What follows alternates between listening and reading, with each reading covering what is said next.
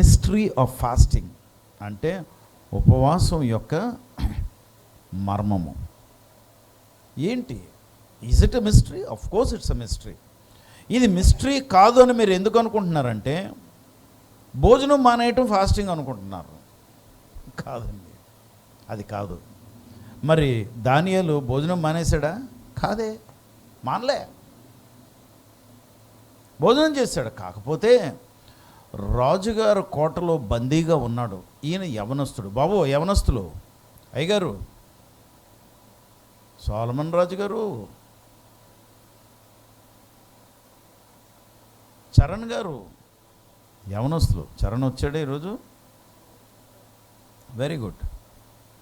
యవనస్తులు. అమ్మ కరుణ. The mystery of fasting. దానియేలు యవనస్తుడు. రాజుగారు కోటలో ఆయన బందీగా ఉన్నాడు.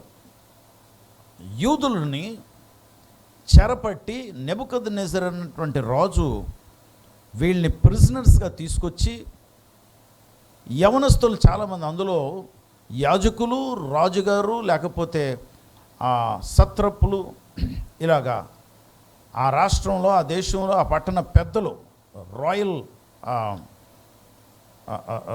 రాయల్ నోబెల్ మెన్, అలాంటి వారి పిల్లల్ని కొంచెం బాగానే ఉన్నాడు వీడు, కొంచెం లావుగా ఇంత పట్టేసుకుని ఉంటే కాదు, స్మార్ట్గా కనబడాలి రాజుగారికి.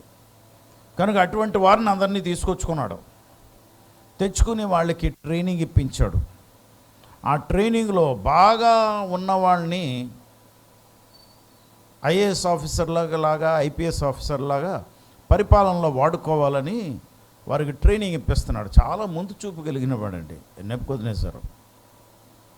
కనుక దానియేలు, షడ్రక్, మేషక్, అబేద్నెగోలు చాలా ప్రత్యేకంగా కనబడుతున్నారు ఈ నలుగురు.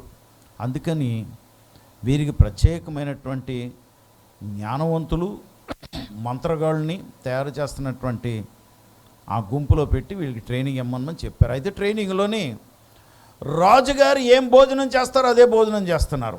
రాజుగారు ఏ పానం చేస్తే అదే వీళ్ళకి కూడా పెట్టండి అన్నారు. ఎందుకంటే రాజుగారికి నమ్మకం ఏంటంటే నేను అన్నిట్లకన్నా మంచి భోజనం చేస్తున్నాడు, అంతే కదా.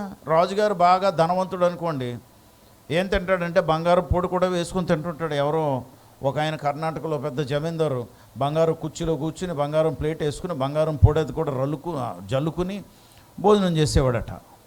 ఇప్పుడు కూడా మరి జైల్లో ఉన్నాడో లేదో నాకు తెలియదు, కానీ అక్కడ కూడా బంగారం ఏమన్నా జల్లుకుంటున్నాడేమో, లేదా జల్లుకోవటానికి పర్మిషన్ లేకపోతే జైలర్ కూడా కొంచెం బంగారం పొడి ఇచ్చాడనుకోండి, తిను బాబు అంటాడు వాడు కూడా. కనుక దేవుని బిడ్డలారా, రాజుగారు భోజనం చాలా బ్రహ్మాండంగా ఉంటుంది. ఈయన ఏ దేశపు రాజు అంటే బబులోను దేశం. బబులోను ఒక పట్టణము. ఆ దేశానికి సంబంధించినటువంటి ముఖ్య పట్టణం పేరునే బబులోను రాజ్యం, లేకపోతే బబులోను దేశం, పర్షియా ఆ రోజుల్లో. కనుక దేవుని బిడ్డలారా, ఈ దేశంలో మహారాజు భోజనం అంటే ఆయన పెద్ద దేశము, చాలా పెద్ద దేశం. ఆయన ఎన్నో సత్రపులు, ఎన్నో స్టేట్లు, ఎన్నో నేషన్స్ ఆయన క్రిందన పనిచేస్తున్నారు. అంటే ఆయన క్రిందన ఆయన కైవసం చేసుకుని పరిపాలిస్తున్నాడు. ఒక్క ప్రాంతం కాదు, చాలా పెద్ద దేశం. ఆ రోజుల్లో బ్రిటిష్ సామ్రాజ్యం లాంటిదన్నమాట. మీకు ఎవరికో చాలామందికి తెలీదు, బ్రిటన్ ఒకప్పుడు అమెరికాను కూడా పరిపాలించేది. అది ఆశ్చర్యం. అమెరికాని, ఇండియాని, Burma, Sri Lanka, Malaysia, Indonesia, Australia, New Zealand, West Indies, Canada, ఎన్ని దేశాలు చూసారా? పెద్ద బ్రిటిష్ ఎంపైర్ అనేవారు. అలాగా బబులోను దేశం పెద్ద దేశం. ఆయన భోజనం ఎలాగ ఉంటుందండి? బ్రహ్మాండంగా ఉంటుంది. The best in the world అనమాట. ఆయన పానం చేసే ఆ పానీయాలు ఎలాగుంటాయి? ద బెస్ట్ వైన్స్, మత్తు పానీయాలు భోజనం దగ్గర తినాలి అంతే. ఎందుకంటే కొంచెం ద్రాక్షరసం, అదే మత్తు పదార్థం భోజనం ముందు తింటాం మన వాళ్ళందరూ. అవి కొంచెం తాగుతుంటే మరి డైజెషన్కి మంచిదేమో, మరి ఏదో మొత్తానికి ఇవన్నీ ఈ దానియేలుకి, షడ్రక్, మేషక్, అబేద్నెగోలకి అదే ట్రైనింగ్, అందరూ అదే తింటున్నారు. ఒకరోజు దానియేలు అన్నాడు అక్కడ అధికారితోనయ్యా, చిన్న విషయం అండి అని సిఫార్సు చేసి చెప్పుకుంటున్నాడంటే దానియేలు మీద ప్రత్యేకమైనటువంటి దేవుని కృప ఉందన్నమాట. అందుకే ఒప్పుకున్నారు, లేకపోతే ఒప్పుకుంటారు ఏంటండి? అంత ఈజీయా? ఈజీ కాదు. కనుక దానియేలు ఏమడిగాడంటే, రాజుగారు భోజనం మాకు వద్దు,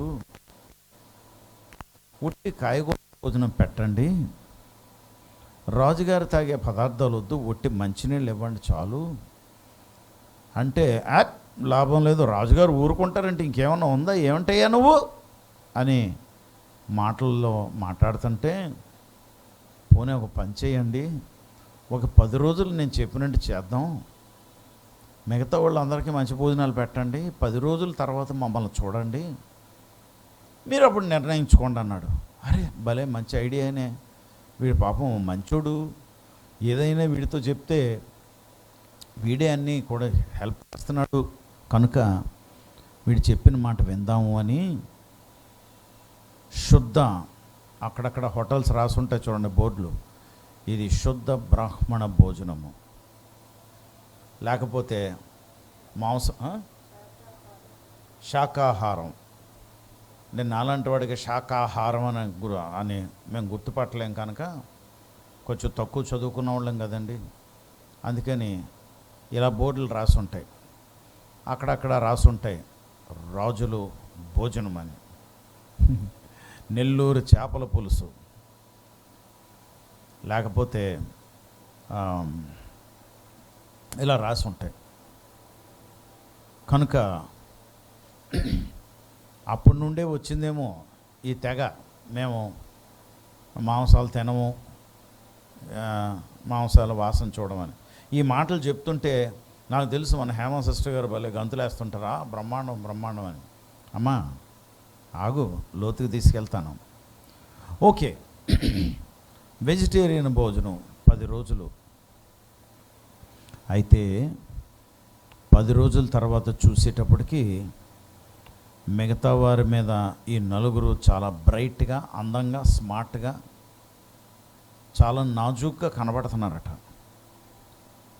ఆ అధికారి ఆశ్చర్యపోయాడు, ఇదేంట్రా బాబు, వీళ్ళేమో రాజుగారు భోజనమే కాదన్నారు, రాజుగారు భోజన బల్ల మీద పంది మాంసం, కుక్క మాంసం, రకరకాల మాంసాలు, చేపలు, అక్కడ చేప ఇక్కడ చేప ఫ్రై ఒకటి, చేపల పులుసు ఒకటి, మన నెల్లూరు ప్రాంతం నుండి ఒకరిని తీసుకెళ్ళిపోయి పులుసులు కూడా పెట్టించారేమో తెలీదు. ఇలాగ రకరకాల భోజన పదార్థాలు ఉన్నప్పటికీ ఒట్టి కాయగూరలు భోజనం తిన్నాడు. అందుకేనన్నయ్య గారు మేము కాయగూరలు మాత్రమే తింటాము, ఈరోజు ఉదయం వాళ్ళు సేమ్. అయితే దేవుని బిడ్డలారా, ఇతను చాలా అందంగా ఉన్నాడు, అందంగా తయారైపోయాడు, 10 రోజులకి తేడా తెలుస్తుంది. అందుకని ఆ అధికారి అన్నాడు, సరేలేరా బాబు, నువ్వు చెప్పింది కూడా బాగానే ఉంది, కరెక్ట్గా మీరు అందంగా ఉన్నారు, వాళ్ళ మీద బాగున్నారు, మీరు కానివ్వండి, ఇదే తినండి అని వాళ్ళకి కావలసినటువంటి బెండకాయ పులుసులు, ఇంకా బీరకాయ పులుసులు, దొండకాయ, కీరకాయలు, కూరగాయలు ఇవన్నీ పెడుతున్నారు, నీళ్ళే తాగుతున్నాడు. సరే, అసలు పరీక్ష వచ్చింది, రాజుగారు చూశారు, రాజుగారు ఈ నలుగురిని సెలెక్ట్ చేశారు.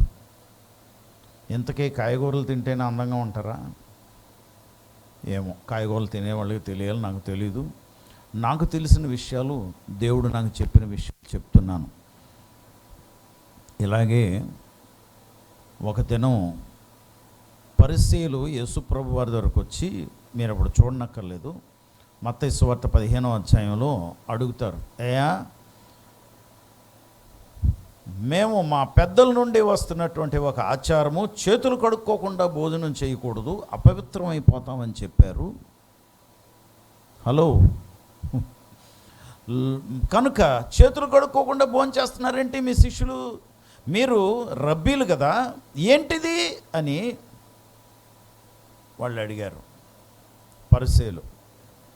యేసు ప్రభువారు మత్తయి సువార్త నోట్ చేసుకోండి, ఇప్పుడు చదవటానికి టైం లేదు. 15వ అధ్యాయం 11వ వచనము 18 నుండి 20 వచనాలు మీరు చదివితే, 15వ అధ్యాయం మత్తయి సువార్త 15వ అధ్యాయం 11వ వచనము 18 నుండి 20 వచనాలు చూస్తే యేసు ప్రభువారు అన్నారు, అపవిత్రం అవటమా అని వాళ్ళని కౌంటర్ చేసి, ఒకడు లోపలికి తినే పదార్థాలను బట్టి కాదు అపవిత్రం అయ్యేది, లోపల నుండి బయటకు వచ్చే నోట్లోంచి వచ్చేదాన్ని బట్టి అపవిత్రత అంటున్నాడు. హల్లెలూయా. అంటే నువ్వు తిన్న కాయగూరలను బట్టి కాదు, పప్పును బట్టి కాదు, ఒట్టి చారుని బట్టి కాదు, ఒట్టి అన్నం బట్టి కాదు, ఒట్టి చపాతీలను బట్టి కాదు, నువ్వు తిన్న దాన్ని బట్టి నీకు ఆత్మ సంబంధమైన మేలు కాదు, తిండిని బట్టి కాదు. అంటే ఉపవాసం అంటే ఏమనుకున్నావు? భోజనం మానేయటం అనుకున్నావు ఇప్పుడు వరకునే. ఉపవాసం అంటే దాన్ని బట్టి అర్థం ఏంటంటే అందరూ తిన్నట్లు నీకు అలవాటు అయిపోయి భోజనం చేస్తున్నట్లు చేయటం కాదు, నీ భోజన పద్ధతులు మార్చుకోవటం. That is fasting. ఎందుకంటే నీ లోపల ఉన్నది బయటికి వస్తున్నప్పుడు, నీ నోటి మాట వస్తున్నప్పుడు అది శుద్ధిగా ఉండాలి. అంటే నీ హృదయం బాగోవాలి. నువ్వు తిన్నదాన్ని బట్టి కాదు, ఇంకా దారుణం. యేసుప్రభు ఏమన్నారు? నువ్వు తిన్నదంతా రే బయటకు వస్తుందిరా, కానీ లోపల ఉన్నది నీ నోటంటే వచ్చేదే ముఖ్యం అన్నారు. అది కాబట్టి పప్పు నెయ్యి తింటేనే చాలా అని కాదు, ఆత్మబలం కావాలంటే నీకు కావలసిన వేరు అని అర్థం. అంతేకాకుండా ఒక అసాధారణమైనటువంటి 2 విషయాలు ఏంటంటే, ఒకటి, దానియేలు ఎందుకు కాయగూరలు కోరుకున్నాడు? వాళ్ళ వెజిటేరియన్ వాళ్ళ, అంటే శాకాహారమైనటువంటి వారా? కాదు. దేవుడు చెప్పారు, రాజుగారు తినే భోజన బల్ల మీద ఉన్న పదార్థాల నుండి దూరం ఉండు నువ్వు. దీనికి ఏంటి కారణం అయి ఉంటుంది అంటే, నన్ను క్షమించండి, నేను రెఫరెన్సులు తీయలేదు, కానీ 2 విషయాలు. ఒకటి, ఇది బబులోను దేశము, బబులోను రాజు అన్యుడు కనుక బలి అర్పణ లేకుండా భోజనాలు వండరు. కాయగూరలు కోసేవాడు కూడా ఏదో పూజ చేస్తాడు. కాయగూరలకు పూజ ఏమో పర్వాలేదేమో, కానీ చెప్పనా, ఆదివారం మాంసం కొట్టుకెళ్తే మీకు తెలుస్తుంది. చికెన్ షాప్కి వెళ్ళగానే వాడు ఏం చేస్తాడు? చికెన్ అని లాగుతాడు, పక్కన పడేస్తాడు, అది కొట్టుకుంటూ ఉంటుంది. సరే, అవన్నీ డీటెయిల్స్ వద్దులేండి, మీరు ఆడవాళ్ళు చికెన్ తినటం మానేస్తారు పాపం. యేసుప్రభు వారు చెప్పారు, దేవుడు చెప్పారు ఏమనంటే, ఖచ్చితంగా రక్తం కారిపోవాలి, రక్తంతో ఉన్న మాంసం తినకూడదు. కొంతమంది మాంసాలు గెడ్డలుగా వేసుకుని అది కోసుకొని వండుకొని తింటారు, తినకూడదు. దేవుడు చెప్పారు. ఎందుకు తినకూడదు అంటే, రక్తంలో జీవమున్నది, ప్రాణమున్నది. ఆ రక్తమును తినకూడదు. రక్తంతో ఉన్నటువంటి మాంసాలు తినకూడదు. నంబర్ 1. నంబర్ 2, జఫా లేకపోతే ఆ మాంసాలు వండకముందు దానికి ఏదో చేసి దిష్టి తీసి రకరకాలవన్నీ చేసి అప్పుడు వండుతారు. వంట వాళ్ళు కూడా అంతే. కనుక ఆ మాంసాలు తినవద్దు.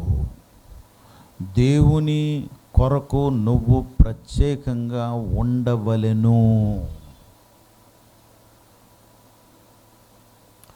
అందుకే ఇర్మియా గ్రంథం 1వ అధ్యాయము 5వ వచనంలో ఇర్మియాతో మాట్లాడుతూ దేవుడు ఒకటి మాట చెప్పారు. చూడండి, అద్భుతమైనటువంటి విషయం ఇది. చదవండి అమ్మా, 1వ అధ్యాయం 5వ వచనం. గర్భములో నేను నిన్ను రూపింపక మునిపే నిన్నెరిగి తిని, నీవు గర్భము నుండి బయలు పడక మునిపే నేను నిన్ను ప్రతిష్ఠించి తిని. ఏం చేసి తిని? ప్రతిష్ఠించి తిని. నేను నిన్ను ప్రతిష్ఠించి తిని. ప్రతిష్ఠించడం అంటే ఏంటి?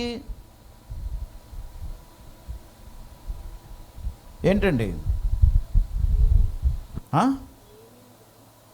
నేను ప్రత్యేకించుకున్నాను.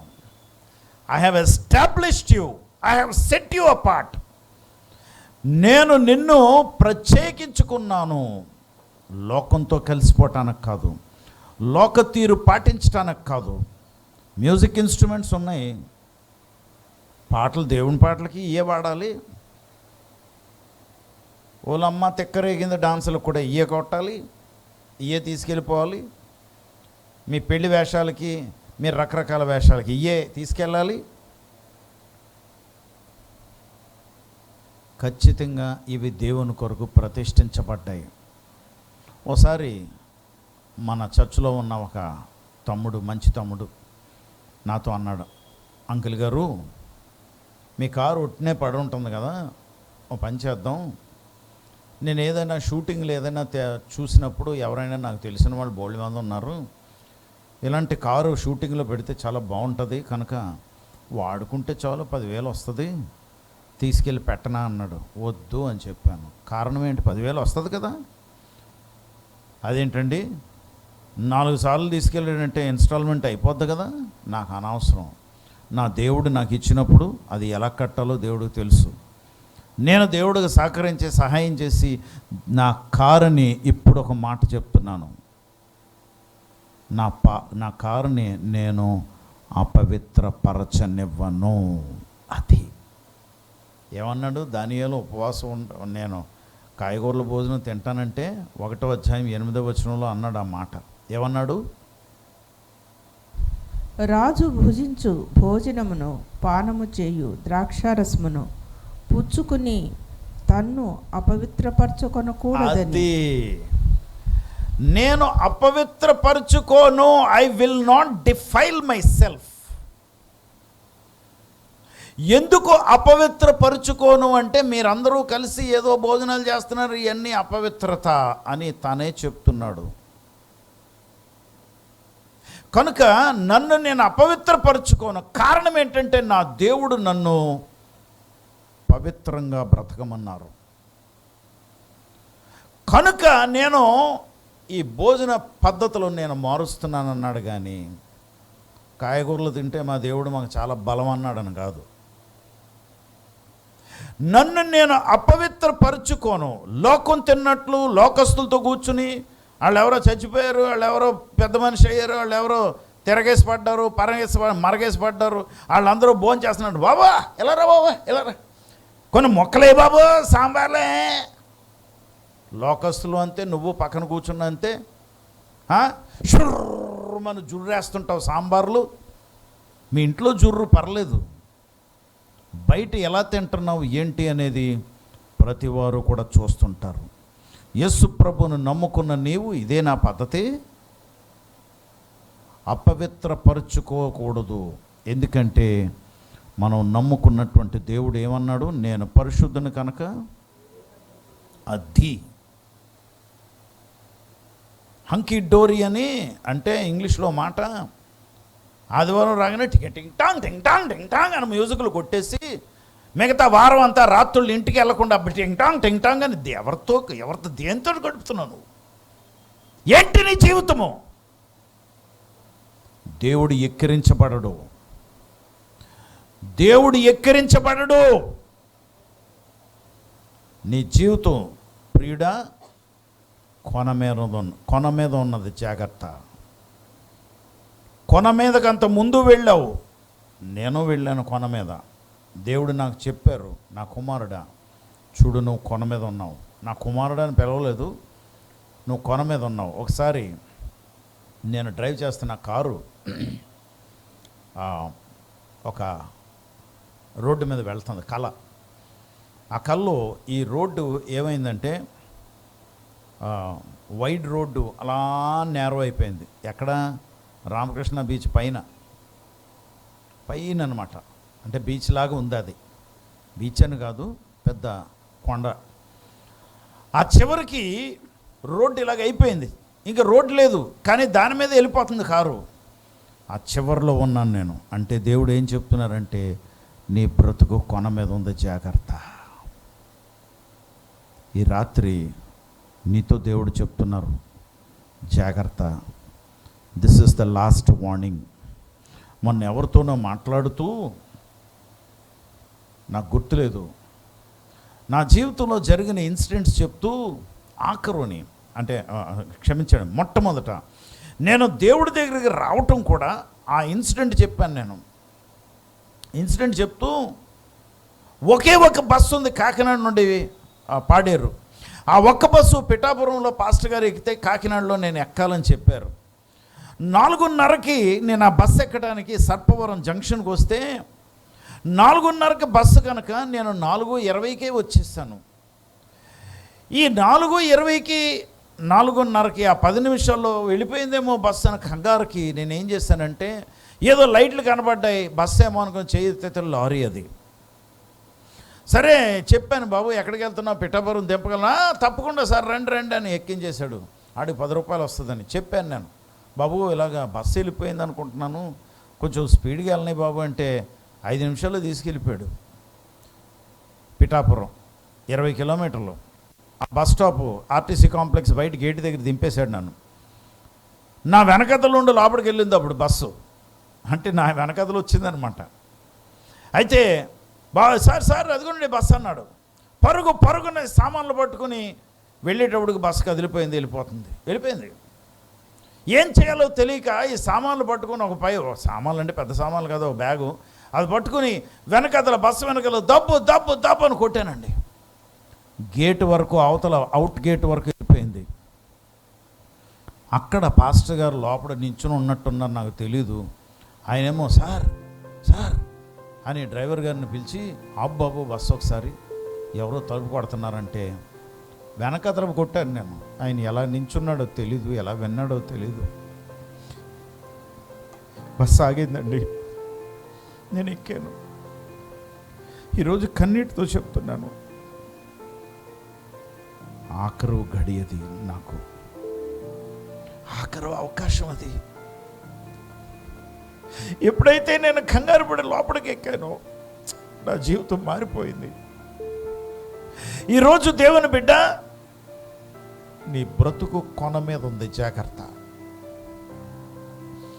Those who are gone have gone, it doesn't matter to us.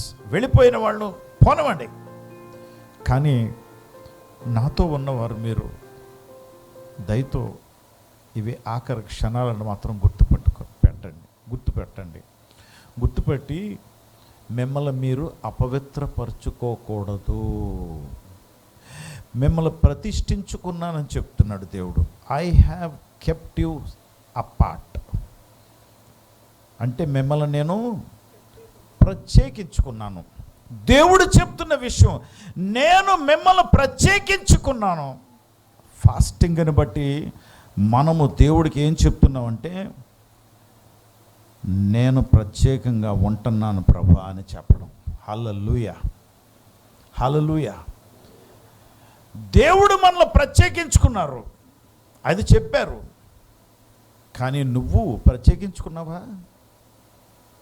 అడ్డమైనవన్నీ తినేస్తావు.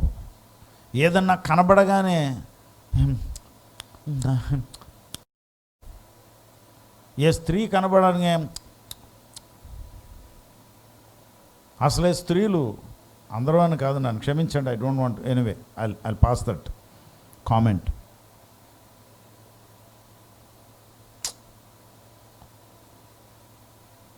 Don't defile yourself. నిన్ను నువ్వు అపవిత్రపరచుకోవద్దు. దేవుడు నిన్ను ప్రత్యేకించుకున్నారు. But are you separate for God? Are you set apart for God? God has set you apart. మళ్ళా చెప్తున్నాను, simple English. God set you apart. Or ఆ మాట మారుస్తాను, ఇంకా సింపుల్గా ఉంటుంది. సెట్ అపార్ట్ కదా, you have been set apart by God. By God. But have you set apart or have you set apart by yourself, by God, by yourself? దేవుడు చేయవలసింది చేశారు, నువ్వు చేయవలసింది ఏది? అందుకే ఉపవాసం అంటే ఆయన కొరకు ప్రత్యేకింపబడటం. నువ్వు తిన్నావా తినలేదా అని కాదు, నీ తినే ప్రక్రియ, యువర్ స్టైల్ ఆఫ్ లివింగ్ మార్చుకుని దేవుడి కొరకు ప్రత్యేకంగా ఉండాలి. అది సెట్ అపార్ట్ అంటే ఆఖరుగా ఒక మాట, పరిశుద్ధపరచుకోవటం. ఆదిలోనే దేవుడు నీతో చెప్పకుండా నేను పరిగెడతాను బాబో, నేను పరిగెట్టేస్తాను బాబో, నాకు చెప్పేశాడు దేవుడు అని నువ్వు పరిగెడతామే. ఇలాగే పరిగెట్టారు ఇశ్రాయేలు ప్రజలు. దారిలో శత్రువులు వేసి గట్టిగా వేసారు, అయిపోయింది, చాలామంది చచ్చిపోయారు. బాబోయ్ బాబోయ్ అని మళ్ళా మోషే దగ్గర పరిగెట్టుకుని వచ్చారు. ఏంటయ్యా మోషే ఎలాగైపోయింది అంటే, దేవుని మందస్సం మీతో లేకుండా, దేవుని సేవకుడు మిమ్మల్ని నడిపించకుండా ఎక్కడికి పరుగులు పెట్టారు. Why did you do that? అందుకే దాన్ని ఏమంటారంటే ద సిన్ ఆఫ్ ప్రిజంప్షన్. మీరు ఊహించుకుని ఉపవాసాలు ఉండి, ఊహించుకుని పరిగెట్టి, ఊహించుకుని పప్పు తింటేనే మాకు చాలా, అది కాదండి. అసలు మాంసాలు ఎందుకు వద్దు అన్నాడు, ఆ తాగుడు పదార్థాలు ఎందుకు వద్దు అన్నాడంటే అవి బలి అర్పణకు సంబంధించినవి, అవి రక్తంతో కూడినటువంటి మాంసాలు. అంతేకాదు దేవుడు చెప్పారు మీరు ప్రత్యేకంగా ఉండండి. I have set you apart, నేను మిమ్మల్ని నా కొరకు ప్రతిష్ఠించుకున్నాను. ఈ దానియేల్ని ఆ దేశంలో రాజుగారు తర్వాత మహారాజులాగా వాడేసుకున్నారు దేవుడు. తర్వాత ప్రైమ్ మినిస్టర్ అయిపోయాడు ఆ దేశానికి. ఎందుకు తెలుసా? తను తాను కూడా దేవుడి కొరకు ప్రతిష్ఠించుకున్నాడు. ఈరోజు నీ సంగతి ఏంటి? దేవుడి కొరకు ప్రతిష్ఠించుకున్నావా? లోకతాపత్రయం కొరకు ప్రతిష్ఠించుకున్నావా? అసలు యోహాను పత్రిక మొదటి పత్రిక 2వ అధ్యాయము 14, 15, 16 వచనాల్లో రాయబడిన మాటలను బట్టి నేత్రాశ, ఈ లోకంలో ఉన్నవన్నీ నేత్రాశ, శరీరాశ, జీవపటంపం. అక్కడికి నేను కాన్సన్ట్రేటెడ్గా అక్కడికి వెళ్ళటానికి లేదు, కానీ అంటే నేను ధ్యానం చేయటం లేదని ఒకే ఒక మాట, జీవపు డంబం అన్న మాట దగ్గర ఒరిజినల్ భాషలో అక్కడ వాడిన మాటను బట్టి అర్థం ఏంటో తెలుసా? అసలు అర్థం ఏంటో తెలుసా? ఎప్పుడన్నా విన్నారా? ఈ మాటతో నేను క్లోజ్ చేస్తున్నాను, ఐ ప్రామిస్. విన్నారా? తెలుసా? తెలీదు మీకు. ఆశ్చర్యపోయాను నేను. It is self confidence. నేను చేయగలను, నేను ఎవరికి తక్కువ కాదు, నేను ఏదైనా చేసేస్తాను, నేను పొందేసుకుంటాను. ఏముంది? ఇది పొందుకోలేకపోతే అచ్చేసి ఇచ్చేసి అచ్చేసి దూకేసి ఒగ్గేసి వంగేసి రికమెండ్ చేసేసి సర్టిఫికెట్లు తెచ్చేసి, that is self confidence. It is not only self confidence, but it's confidence in somewhere else, not in God. దేవుని మీద ఆధారపడటం కాదు, నీ మీద, నీ సామర్థ్యత మీద, నీ తలాంతుల మీద, నీ డిగ్రీ విగ్రీ, నీ నీ కాస్ట్, నీ కులం, నీ కుటుంబ నేపథ్యం, మీ తోడళ్ళలో, మీ గాడిదగుడ్లో వాళ్ళు ఏదో చాలా పెద్దోళ్ళని, మీ మామయ్య, చిన్నాన్న, అత్తగారు, చెక్కగారు. Self confidence. Your confidence is in man. నీ సామర్థ్యత అంతా మనిషి మీద ఆధారపడి ఉంది. నీ అందం మీద, నీ రంగు మీద, నీ ఇంటి పేరు మీద, మీ పట్టణ బలం మీద, లేకపోతే మీ పట్టణం పేరు మీద, మీ ప్రాంతం మీద ఆధారపడి ఉంది. అది దేవుడికి ఇష్టం లేదు. అందుకే ఒరిజినల్ భాషలో చెప్పింది ఏంటంటే, సెల్ఫ్ కాన్ఫిడెన్స్ని పక్కన పెట్టి దేవుని మీద ఆధారపడు. లోకమంతా దీని మీదే ఆధారపడుతుందని చెప్తున్నారు. ఇందాక రాజా చెప్పిన కోట్ చేసిన యోహాను మొదటి పత్రిక 2వ అధ్యాయంలోని 15, 16, 17 వచనాల్లో ఇంకా భయంకరమైన మాట. ఈ మాట నేను చెప్పి ముగించుతానండి. I promise you. ఏమనంటే, లోకము దానిలో ఉన్నవి ప్రేమించిన వాడు తండ్రిని ప్రేమించడం లేదు. ఫినిష్డ్. నువ్వు ఎవరిని ప్రేమిస్తున్నావు? దేవుడు చెప్పిన మాటను పాటిస్తావా?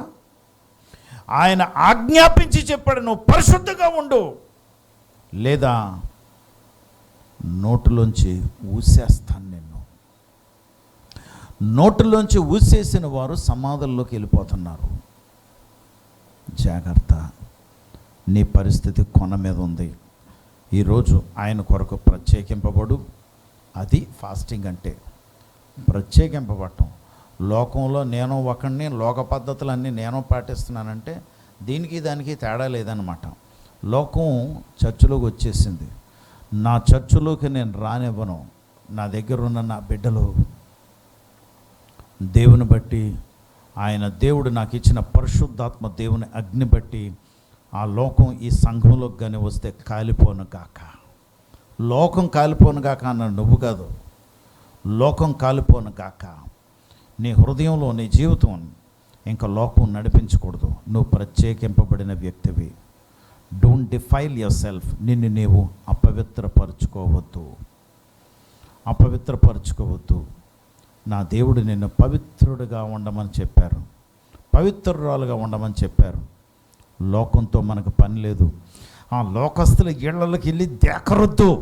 ఎంత బంధువైనా సరే దేకరొద్దు. లోకస్తులు